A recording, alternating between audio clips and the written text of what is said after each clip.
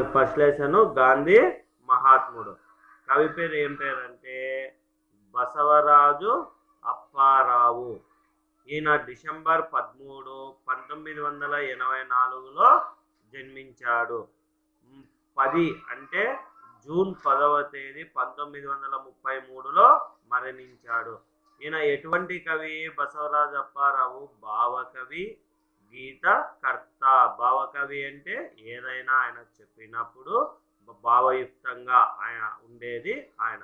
గీతకర్త అంటే ఇప్పుడు గీతాలు ఉంటాయి కదా, మన జాతీయ గీతం ఏది? జనగణమన.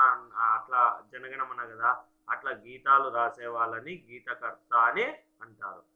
జాతీయోద్యమ కాలంలో ఈయన గీతాలు ప్రజలను గాఢంగా ప్రభావితం చేశాయి. జాతీయోద్యమ కాలం అంటే మనను బ్రిటిష్ వాళ్ళు పరిపాలించేటప్పుడు స్వాతంత్రం కోసం పోరాటం చేశారే, ఆ కాలాన్ని ఏమంటారంటే జాతీయోద్యమ కాలం అంటారు. ఈయన గీతాలు ప్రజలు గొమ్మనున్నా కూడా ఈయన చెప్పి మోటివేషన్ అంటారే వాళ్ళకి బాగా ఊపునందించినాయంట ఈయన గీతాలు. బసవరాజు అప్పారావు గేయాల పేరిట ఈయన గీతాలు సంపుటంగా వెలువడాయి. ఈయన రాసిండే గీతాలని సంపుటం అంటే పుస్తకం. ఎలా ఏర్పడినాయి? బసవరాజు అప్పారావు గేయాల పేరిట సంపుటంగా వెలువడినాయంట ఈయన రాసిండే గీతాలు అన్ని. నెక్స్ట్ ఇప్పుడు లెసన్ చూడండి, ఇక్కడ మనకు పైన కనబడుతుంది. మహాత్ముడు అంటే గొప్ప మనిషి. మహాత్ముడు అంటే గొప్ప మనిషి. గాంధీని ఏమని పిలుస్తారు? గాంధీ మహాత్ముడు అని పిలుస్తారు. నెక్స్ట్, గాంధీ మహాత్ముడు బయలుదేరగా కలకల నవ్వింది జగత్తు, కలకల నవ్వింది. గాంధీ మహాత్ముడు బయలుదేరినారంట. ఎక్కడికి అనేది మీకు లెసన్లో వచ్చే కొద్దీ తెలుస్తుంది. ఆయన బయలుదేరగానే నవ్విందంట, కలకల నవ్వింది జగత్తు, కలకల నవ్వింది. జగత్తు అంటే ఏమని? ఈ ప్రపంచం మొత్తం కలకల నవ్వింది. జగత్తు అంటే ప్రపంచమని, జగత్తు అంటే ప్రపంచమని అంటారు. కలకల అనే వాటిని ఏమంటారు? జంట పదాలు అని అంటారు. కలకలని ఏమంటారంటే జంట పదాలు అని అంటారు. నెక్స్ట్, దాని కింద చూడండి. గాంధీ మహాత్ముడు చకచక నడవగా కంపించిపోయింది భూదేవి, కంపించిపోయింది. కంపించిపోయింది భూదేవి, కంపించిపోయింది. ఏది? చకచక అనేది జంట పదం. ఇక్కడ ఏంది? చకచక అనేది కూడా మనకి జంట పదం. కంపించింది అంటే ఏమని అర్థము? వనకడము. కంపించింది అంటే ఏమని అర్థము? వనకడము. నెక్స్ట్, గాంధీ మహాత్ముడు బయలుదేరగా కలకల నవ్వింది జగత్తు, కలకల నవ్వింది. గాంధీ మహాత్ముడు బయలుదేరగానే నవ్వింది ఏది? ప్రపంచం మొత్తం కలకల నవ్విందంట. గాంధీ మహాత్ముడు కన్ను విప్పగా, గాంధీ మహాత్ముడు కన్ను విప్పగా గడగడ వణికింది అధర్మం, గడగడ వణికింది.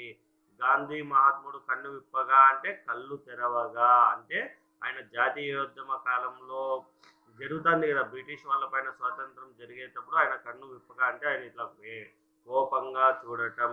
కన్ను విప్పగా అంటే కోపంగా చూడటం. అలా కళ్ళు తెరిచి చూస్తే వణికిందంట. ఏది? అధర్మం అనేది గడగడ వణికిందంట. ఇక్కడ గడగడ అనేది కూడా జంట పదం. గడగడ అనేది కూడా మనకి ఇక్కడ ఏమవుతుంది? జంట పదం. గాంధీ మహాత్ముడు బయలుదేరగా కలకల నవ్వింది జగత్తు, కలకల నవ్వింది. ప్రతి 4 లైన్స్ తర్వాత ప్రతి 4 లైన్స్ ఉన్నాయి కదా అక్కడ ప్రతి 2 లైన్స్కి చూడండి, ఇది మనకు రిపీటెడ్గా వస్తుంది. ఏది? గాంధీ మహాత్ముడు బయలుదేరగా కలకల నవ్వింది జగత్తు, కలకల నవ్వింది అనేది. నెక్స్ట్ చూడండి, మూడోది. గాంధీ మహాత్ముడు నవ్వగా కన్నుల గట్టింది స్వరాజ్యం, కన్నుల గట్టింది. గాంధీ మహాత్ముడు నవ్వగా కన్నులు గట్టింది స్వరాజ్యం, కన్నుల గట్టింది. కన్నుల గట్టింది అంటే మనకు కన్నుల ముందర కనబడిందంట. ఏది? స్వరాజ్యం. స్వరాజ్యం అంటే ఇతర రాజ్యాల నుంచి మనంతకు మనం పాలించేదే స్వరాజ్యం.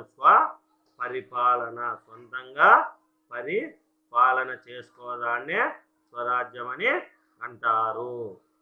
నెక్స్ట్ దాని కింద చూడండి, గాంధీ మహాత్ముడు బయలుదేరగా కలకల నవ్వింది జగత్తు, కలకల నవ్వింది.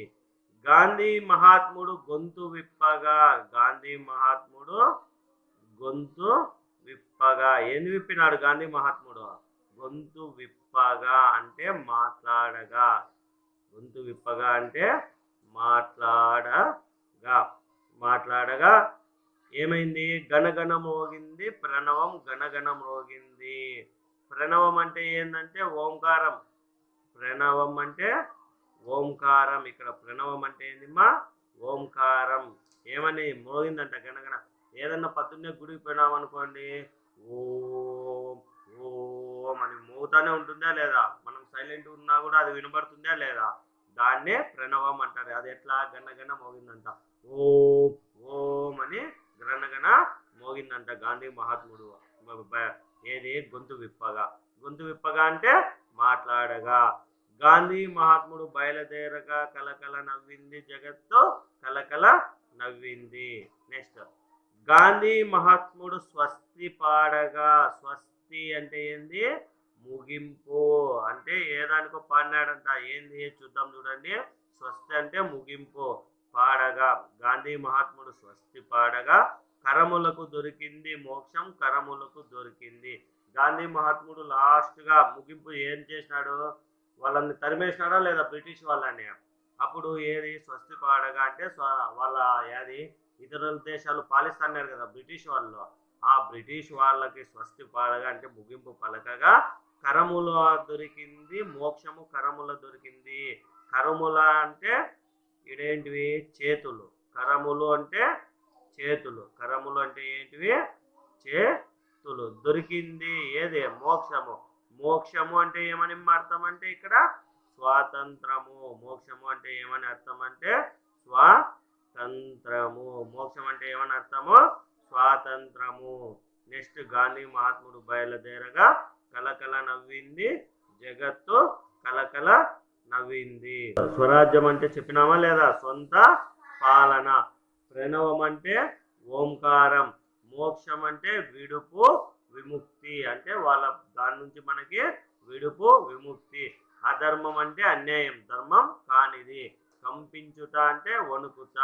స్వస్తి అంటే శుభం లేదా ముగింపు.